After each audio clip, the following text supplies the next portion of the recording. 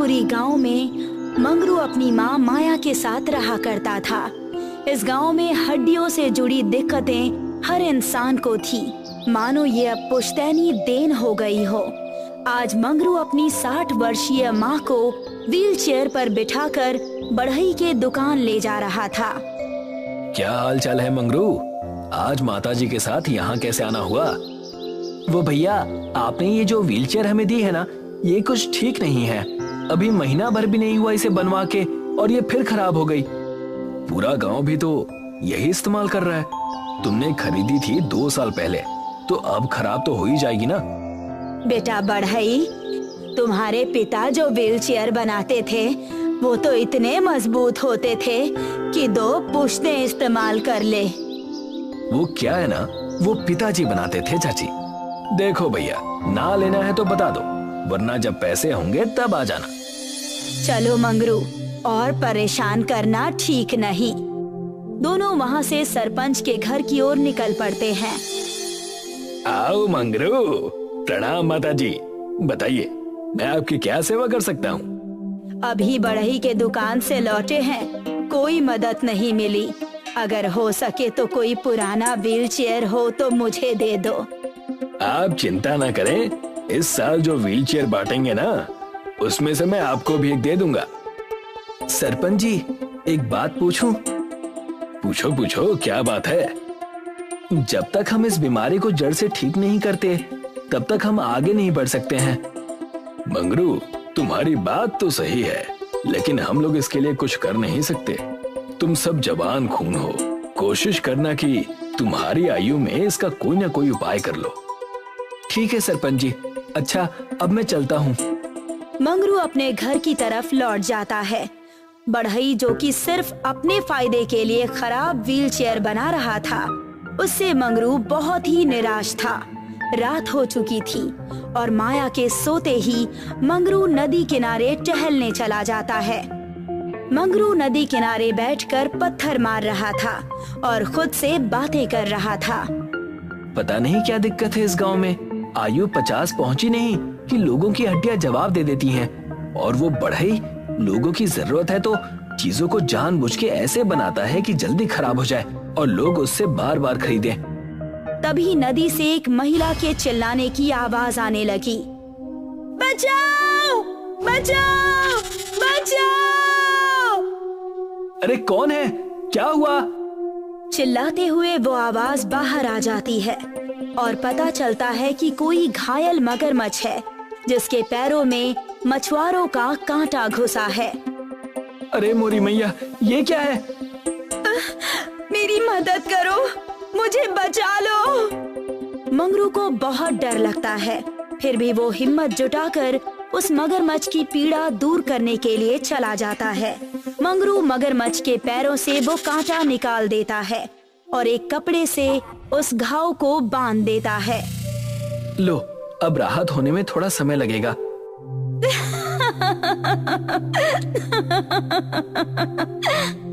तभी वो मगरमच्छ एक सुंदर जल कन्या के रूप में परिवर्तित हो गई और मंगरू से मुस्कुराकर कहने लगी, मैं एक जल कन्या हूँ। मुझ पर एक बहुत ही बड़ा श्राप था। मैंने अपने रूप के अहंकार में एक ऋषि को क्रूर बातें कही थी और उनका अपमान किया था। तब से उन्होंने मुझे श्राप दिया था कि मेरा भयानक मगरमच्छ जैसा चेहरा हो जाएगा और कोई बहुत ही साहसी और नेक इंसान होगा जो कि इस रूप को देखकर भी मेरी मदद करेगा। तब मैं श्राप मुक्त हो पाऊंगी। साहस, धीरज, शील सब है तुम में। इन सब गुणों से खुश होकर मैं तुम्हें एक इच्छा मांगने का अवसर देती हूँ। मैं अपने लिए कुछ नहीं चाहता देवी, पर आप यदि चाहें तो इस गांव में जो रोग लगा है हड्डियों का, वो हर ले तो अच्छा रहेगा। स्वार्थ रहित भी हो, ठीक है, तथास्तु। तुम्हारे घर के पास एक कुआं आ जाएगा। उस कुएं में केवल दूध से बनी चीजें तुम अपनी इच्छा से निकाल सकते हो। पर उससे गांव की मदद कैसे होगी देवी? दूध पहले से ही हड्डियों के लिए फायदेमंद है, मगर ये दिव्य दूध, चाहे इसे पियो या इसके इर्द गिर्द भी रहो, तो वो सारी दिक्कतें जड़ से खत्म कर देगा। ध्यान रहे मंगरू, ये तुम्हारे गुण देखकर मैंने तुम्हें दिया है। इसका इस्तेमाल केवल तुम्हारी इच्छा से ही हो सकता है। अब मैं विदा लेती हूँ। कल्याण हो। मंगरू बड़ी ही खुशी से अपने घर पहुँचा और पाया कि वहाँ पर एक कुआं है और उसमें सफेद दूध है। जय हो देवी की। अगले दिन मंगरू पंचायत बुलाता है और सभी मंगरू के घर के बाहर खड़े रहते हैं। वहाँ गांव के लोगों के साथ सरपंच, बढ़ई और सोमनाथ मिस्त्री भी मौजूद था। आप सभी का स्वागत है। मैंने आपको एक विशेष कारण से बुलाया है। सुनने में तो बहुत ही विशेष लगता है, पर आखिर बात क्या है? जिस हिसाब से बता रहे थे उतनी ही विशेष बात हो तो अच्छा होगा। अपना कीमती समय यहाँ जो दे रहा हूँ। हाँ भाई, बिल्कुल विशेष है। ये जो कुआं देख रहे हो ना, एक जलकन्या ने गांव की परिस्थिति को समझकर ये दूध का कुआं दिया है। यह मेरी इच्छा से जो भी दूध के पदार्थ मैं इस कुएं से निकालूं, उसके इर्द गिर्द रहकर पूरे गांव की हड्डियां ठीक हो जाएंगी और ये पुश्तैनी बीमारी गायब हो जाएगी। मजाक है क्या? यही विशेष बात थी जिसके लिए बुलाया था हमें। मैं जानता हूँ कि यह वरदान और श्राप की बातें मानना मुश्किल है। आप लोग खुद उस कुएं के दूध से दूध को चख कर देख लीजिए। मंगरू की बात सुनकर सभी गांव वालों ने कुएं में झांक कर देखा और पाया कि सही में उस कुएं में दूध है। सब चकित रह गए। फिर मंगरू ने बाल्टी से दूध निकालकर सबको दूध पिलाया। मेरी उम्र भी अब उस रेखा को पार करने वाली थी जहां मेरी हड्डियां जवाब दे दें, पर इस दूध को पीते ही थोड़ा असर जरूर महसूस हुआ। हाँ प्रधान जी, आप बिल्कुल सही कह रहे हैं। अगर हम मंगरू की बात मान ले तो हमें इस पुश्तैनी बीमारी से छुटकारा मिल जाएगा। हाँ सोमनाथ, और मैंने इसीलिए तुम्हें बुलाया है। मैं चाहता हूँ कि हम सब मिलकर हर घर को इस दूध से बने हुए पनीर से बनाएं। मेरी इच्छा से ये पनीर के रूप में बाहर आएगा और ठोस हो जाएगा। ठीक है मंगरू। सभी बड़े खुश थे और अगले ही दिन सब मिलकर घर में पनीर बनाने लगे। मानो गांव में खुशी की एक नई लहर आई हो। मानो गांव के लोगों में एकता का जन्म हुआ हो। हर कोई देखना चाहता था कि पुश्तों से चली आ रही इस बीमारी का अंत कैसा होगा और वो कितना सुगम होगा। मिस्त्री और सरपंच मंगरू के घर बैठे थे। माया भले ही डंडे की मदद से चल रही थी, पर अब वो चल पा रही थी। मात्र 2 महीनों में इतना सुधार हुआ है कि पूछो मत। हाँ सरपंच जी, अगर सब ठीक रहा तो मात्र 2 साल में ये दिक्कत जड़ से खत्म हो जाएगी और आने वाली पीढ़ी को कभी दिक्कत ही नहीं होगी। पर एक बात ध्यान में रखिएगा कि वो बढ़ई, उसने मेरी नाक में दम कर रखा है। कहता है कि मैं गांव की मदद ना करूं। बचपन की दोस्ती की कस्में देना और उससे काम ना बना तो नाता खत्म करने की धमकियां देने लगा। ये तो चिंता की बात है। आखिर वो ऐसा क्यों कर रहा है सरपंच जी? तुम भोले हो बेटा मंगरू, इसीलिए समझ नहीं पा रहे। अगर सबकी दिक्कतें खत्म हो जाएंगी तो उसका धंधा तो चौपट हो जाएगा ना। मंगरू कुछ सोचने लगा, पर उसने कुछ जवाब नहीं दिया। कुछ कहते क्यों नहीं मंगरू? अगर कोई बात है तो हमें बताकर मन हल्का कर लो। नहीं, शायद हमें कुछ करने की जरूरत ही नहीं। पर वो क्यों? अगर असल में बढ़ई कुछ करने की कोशिश करेगा तब आप खुद ही समझ जाएंगे। मैं बढ़ई पर अब भी भरोसा रखना चाहता हूँ और यदि कोई दिक्कत आई तो उसका असर गांव पर नहीं होगा। ठीक है, जैसा तुम कहो मंगरू। सब अपने घर चले गए और मंगरू गांव में दूध बांटने निकल गया। देखते ही देखते शाम हो गई। बढ़ई कुएं के पास एक बाल्टी में कुछ लेकर खुद से बातें कर रहा था। आया बड़ा मेरा धंधा चौपट करने वाला। लोगों का नेता बनने का बहुत शौक है ना। ये सारा केमिकल डालकर इस पूरे दूध को खराब कर दूंगा, फिर देखते हैं। बढ़ई पूरी बाल्टी कुएं में खाली करने लगा। तभी अचानक उस कुएं के ऊपर वही सुंदर जल कन्या प्रकट हो गई। इस दुनिया में कर्मों का बड़ा खेल है। चाहो या ना चाहो, जान कर करो या अनजाने में, पर कर्म करे बिना जीवन नहीं चलता। कौन हो तुम और कहना क्या चाहती हो? कहना मैं ये चाहती हूँ कि अगर कर्म करने ही हैं तो अच्छे करो, वरना खराब कर्मों का प्रतिफल बहुत ही कड़वा होता है। अच्छा, बड़ी बड़ी बातें मत करो। कौन देगा मुझे सजा? हाँ? तुम्हारी भ्रष्ट सोच और कर्मों का बस एक ही उपाय है। मैं तुम्हें ये श्राप देती हूँ कि तुम्हारी हड्डियाँ लचीली हो जाएंगी और तुम खुद का भार भी नहीं उठा पाओगे। तब तुम्हें समझ आएगा कि जिन लोगों को ये दिक्कत है वो कैसे झेलते हैं। और ये श्राप तभी टूटेगा जब कोई इंसान जो कि बिल्कुल भी भ्रष्ट ना हो और नेक हो, वो तुम्हारी मदद करेगा। वो तुम्हारी करतूतों को जानकर भी तुम्हें माफ कर दे। तभी बढ़ई अचानक से किसी लचीली वस्तु की तरह जमीन पर गिर गया और जल कन्या वहाँ से गायब हो गई। बचाओ मुझे, बचाओ, कोई बचाओ, बचाओ मुझे।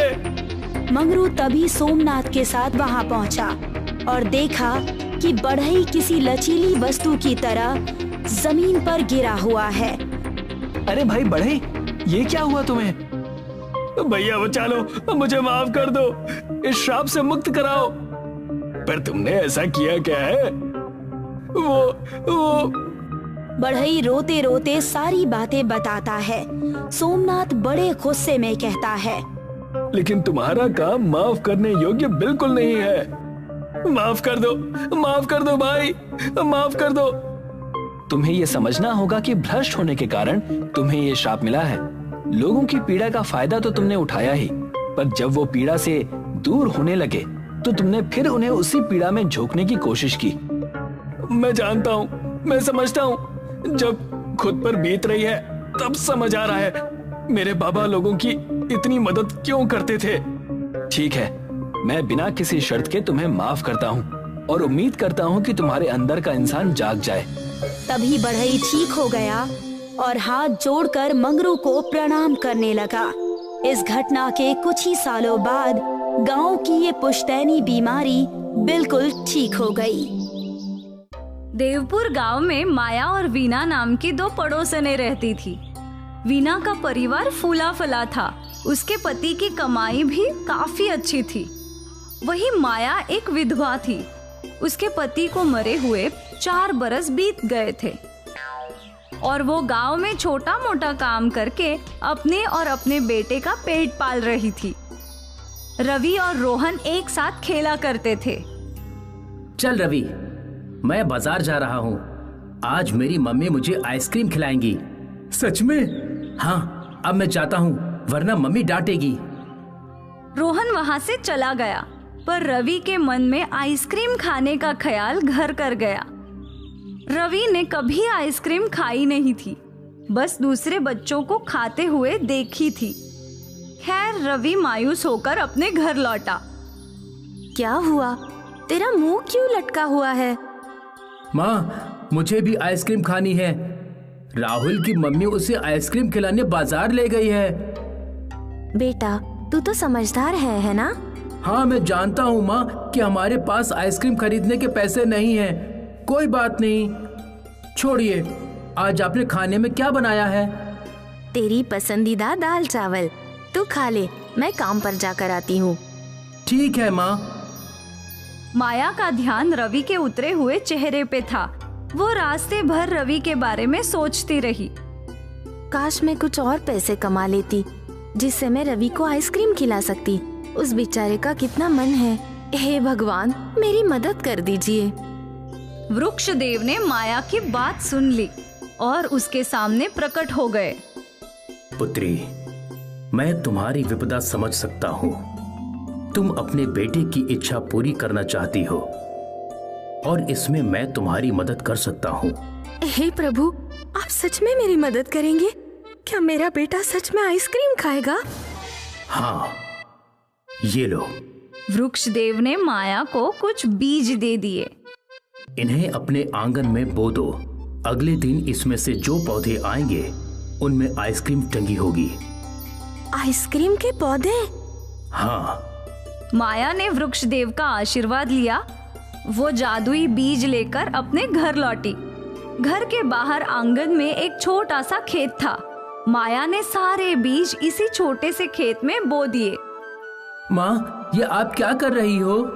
मैं आइसक्रीम के पौधों के बीज बो रही हूँ। आइसक्रीम के पौधे? हाँ बेटा, वृक्ष देव ने खुद मुझे ये जादुई बीज दिए हैं। इनमें आइसक्रीम उगेगी सच में? हाँ। वाह, फिर तो हम आइसक्रीम खा भी सकते हैं और बेच भी सकते हैं। इस बारे में तो मैंने सोचा ही नहीं।